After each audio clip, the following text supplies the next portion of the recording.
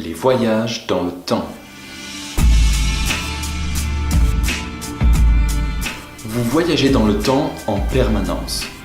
Alors pour bien comprendre l'étendue de cette assertion, il va falloir se pencher du côté de la relativité. Avant la formulation de la célèbre théorie d'Einstein au début du XXe siècle, les physiciens pensaient que le temps était quelque chose de totalement séparé et indépendant de l'espace. Comme si le temps pouvait s'écouler en parallèle et de façon linéaire par rapport à l'espace, peu importe si l'espace se déformait ou non.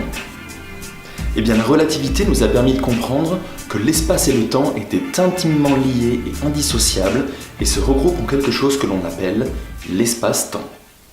C'est-à-dire que vous vous déplacez non pas simplement dans un espace tridimensionnel, mais bel et bien dans un ensemble à 4 dimensions, dit spatio-temporel. Et plus vous vous déplacez dans l'espace, moins vous vous déplacez dans le temps. Ou prenons la chose comme ça. Si vous êtes complètement immobile dans l'espace, eh bien vous continuez à vous déplacer. Mais tout votre déplacement se fait alors dans le temps. Si maintenant vous commencez à vous mettre en mouvement, eh bien vous allez dériver une partie de votre déplacement dans l'espace et ce dernier perdra de sa magnitude dans le temps. Alors pourquoi ne remarque-t-on pas considérablement ce genre de phénomène ? Eh bien c'est simplement parce que notre vitesse de déplacement dans l'espace est trop lente. Mais si on pouvait maintenant se déplacer à une vitesse beaucoup plus élevée, proche de celle de la lumière par exemple, eh bien ce genre de phénomène deviendrait bel et bien visible. C'est l'expérience qui avait été réalisée dans les années 70 lorsque 2 horloges atomiques de haute précision furent comparées après que l'une d'entre elles ait été placée dans un avion de ligne, volant autour du globe. Après l'expérience, eh bien les 2 horloges ont affiché un décalage d'une fraction de seconde, prouvant ainsi la théorie. C'est aussi le fameux paradoxe des jumeaux, qui consiste à dire qu'un des 2 jumeaux part pour faire un voyage à une vitesse proche de celle de la lumière, tandis que l'autre reste sur Terre. Eh bien, à son retour, le jumeau ayant fait ce voyage semblera n'avoir presque pas vieilli, car son déplacement se sera fait beaucoup moins dans le temps. Il ne se sera écoulé que quelques heures pour le voyageur, mais plusieurs années pour celui resté sur Terre. Cette théorie nous permet également de donner une définition à un phénomène que l'on connaît très bien, la gravitation, qui est, rappelons-le, une des 4 forces fondamentales qui régissent l'univers et qui est le phénomène d'interaction physique qui cause l'attraction des corps entre eux sous l'effet de leur masse. La théorie d'Einstein nous dit qu'il est possible de représenter la gravitation sous la forme de la déformation du tissu de l'espace-temps. Imaginez que l'espace-temps soit une sorte de toile tendue sur laquelle on vienne placer des objets. Eh bien, sous l'effet de leur masse, la toile va se déformer. Et c'est justement cette déformation qui permet aux objets très massifs, comme les étoiles et les planètes, d'agir par interaction et de tourner en orbite. Et maintenant que l'on sait que l'espace-temps est un tissu à 4 dimensions, eh bien cette déformation n'est pas seulement de nature spatiale, mais également de nature temporelle. Donc plus un objet est massif, plus il déforme l'espace, mais plus il déforme aussi le passage du temps. Prenons un objet extrêmement massif comme un trou noir par exemple. Sa masse est tellement élevée qu'il dévore littéralement tout le tissu de l'espace-temps, ce dernier venant s'effondrer au cœur du trou noir. L'espace y est réduit à néant et le temps aussi. Ce qui veut dire que si on arrivait à voyager à proximité d'un trou noir, eh bien le temps s'écoulerait plus lentement pour les personnes à bord du vaisseau spatial et à leur retour sur Terre, ils remarqueraient que la population aurait considérablement vieilli relativement par rapport à eux.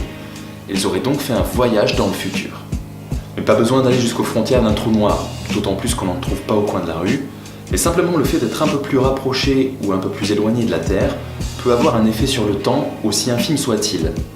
Effectivement, comparé à une personne vivant au dernier étage d'un gratte-ciel, une personne au rez-de-chaussée, plus soumise à l'effet de la gravitation terrestre, verra son horloge fonctionner légèrement plus lentement que la personne tout en haut, ou que les astronautes de la Station spatiale internationale. On retrouve également ce phénomène lorsqu'on parle de GPS. Les satellites assurant la navigation sont un peu moins soumis à l'effet de la gravitation et il faut donc corriger ce décalage dans les appareils de navigation d'environ 38 microsecondes par jour. Le voyage dans le futur paraît donc envisageable d'un point de vue strictement théorique.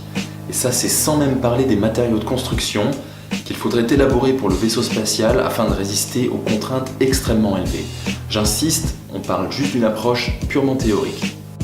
Par contre, le voyage vers le passé semble nettement plus compliqué. La seule option viable serait de pouvoir voyager à travers un raccourci du tissu de l'espace-temps et que l'on appelle communément un trou de verre, que l'on représente aussi souvent sous la forme d'un tunnel qu'il est possible de créer si on venait replier le tissu sur lui-même en 2 points. Le problème est qu'il serait très difficile de détecter un tel phénomène, d'autant plus qu'il ne pourrait apparaître qu'à l'échelle microscopique et ne serait que de très courte durée. Alors oui, d'un point de vue strictement théorique, le voyage dans le temps est possible.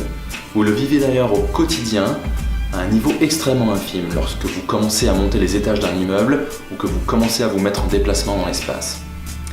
Pour le vivre à un niveau plus considérable, il faudrait pouvoir voyager à des vitesses beaucoup plus élevées, proches de celles de la lumière par exemple, passer à travers un trou de verre ou s'approcher d'un objet extrêmement massif comme un trou noir par exemple.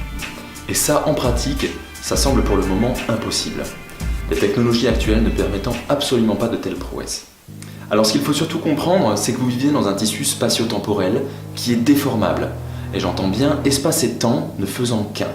Alors n'oubliez pas, à chaque fois que vous êtes immobile, tout votre déplacement se fait dans le temps. Donc pour vieillir plus lentement, faites du sport, bougez, voyagez et vivez à pleine vitesse. Alors si vous avez des questions, n'hésitez pas à en faire part dans les commentaires, allez faire un tour sur les pages Facebook et Twitter et abonnez-vous.